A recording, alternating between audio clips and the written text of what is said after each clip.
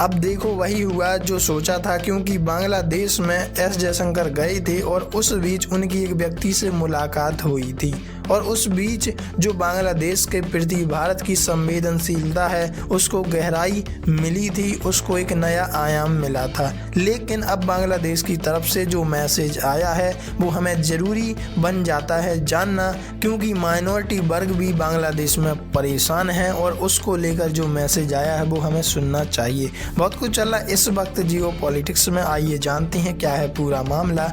खबर सामने आ रही है, खालिदा जिया के निधन पर भारत की संवेदना के बाद बांग्लादेश से आया बड़ा मैसेज।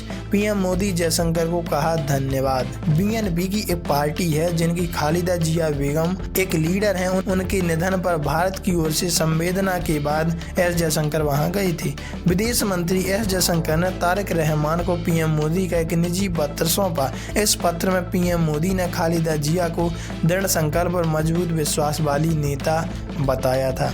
बांग्लादेश की पूर्व प्रधानमंत्री खालिदा जिया के निधन पर भारत सरकार और भारत जनता की ओर से जताई गई संवेदना को लेकर बांग्लादेश नेशनलिस्ट पार्टी यानी बीएनपी के प्रधानमंत्री नरेंद्र मोदी और प्रदेश मंत्री एस जयशंकर की सराहना की। बीएनपी ने इसे दोनों देशों के बीच सम्मान, संवेदनशीलता और परिपक्व कूटनीतिक रिश्तों का प्रतीक बताया है। खालिदा जिया को पूरे राजकीय सम्मान के साथ दी गई अंतिम विदाई।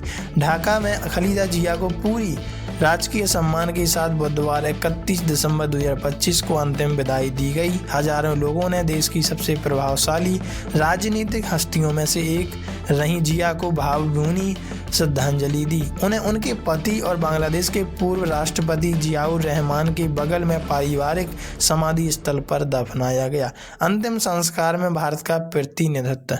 खालिदा जिया के अंतिम संस्कार में भारत की ओर से विदेश मंत्री एस जयशंकर ने भाग लिया। ढाका पहुंचने के तुरंत बाद उन्होंने बीएनपी के कार्यकारी अध्यक्ष और खालिदा जिया के पुत्र तारिक रहमान से मुलाकात की और भारत सरकार व जनता की ओर से संवेदना व्यक्त की।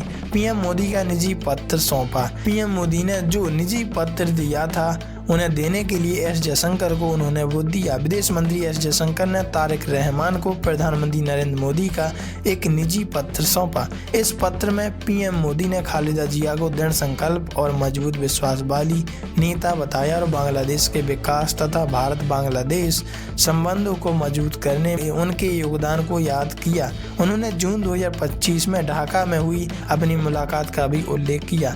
भारत बांग्लादेश रिश्तों पर खालिदा जिया की विरासत।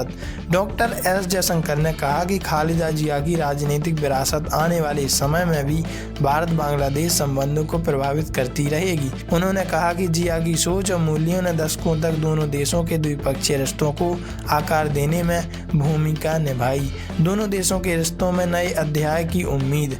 भारत में बांग्लादेश के उच्चायुक्त रियाद हमीदुल्लाह ने कहा कि विदेश मंत्री की संक्षिप्त यात्रा दोनों देशों के रिश्तों को और गहरा करने की मंशा को दर्शाती है। उन्होंने कहा कि व्यवहारिकता और आपसी निर्भरता के आधार पर भारत और बांग्लादेश नए अध्याय की ओर बढ़ रहे हैं और दोनों देशों के बीच अब शांति स्थापित करने का समय आ गया है। वैसे आप इस बारे में क्या राय रखते हैं, कमेंट में लिखकर जरूर बताइएगा। क्या वास्तव में बांग्लादेश मान जाएगा और वहाँ के जो माइनॉरिटी वर्ग हैं उन पर जुल्म करना या जुल्म नहीं करेगा? क्या इस बात से सटीकता मिलती है?